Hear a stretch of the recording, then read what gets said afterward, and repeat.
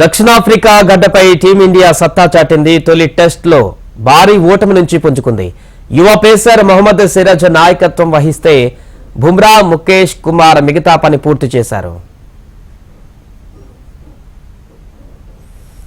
Toss గెలిచిన south Africa మొదట batting ఎంచుకుంది. పిచ్పై పేసర్లు ముఖ్యంగా సిరాజ్ నిప్పులు చెరిగారు. In swing, out swing, full good length బంతులతో సఫారీలపై విరుచుకుపడ్డాడు. ఓపెనర్ మార్క్స్ తో మొదలైన చివరి వరకు కొనసాగింది. లంచ్ విరామ సమయానికే 5 వికెట్లు సిరాజ్ తన ఖాతాలో వేసుకున్నాడు.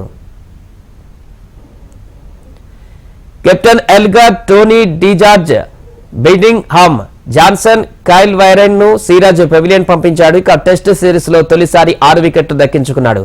సిరాజ్, బుమ్రా, ముఖేష్ ధాటికి దక్షిణాఫ్రికా 23.2 ఓవర్లలో 55 పరుగులకే కుప్పకూలింది.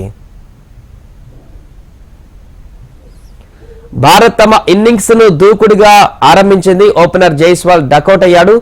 రోహిత్ శర్మ 39 పరుగులు, గిల్ 36, విరాట్ కోహ్లీ 46 పరుగులతో రాణించారు. ఆ తర్వాత రాహుల్, జడేజా, బుమ్రా, కోహ్లీ, సిరాజ్, ప్రసిద్ధ కృష్ణ వరుసగా వికెట్లు సమర్పించుకున్నారు. 153 పరుగులకు ఆలౌట్ అయిపోయింది. టీమిండియా 11 బంతుల వ్యవధిలోనే 6 వికెట్లు కోల్పోయింది.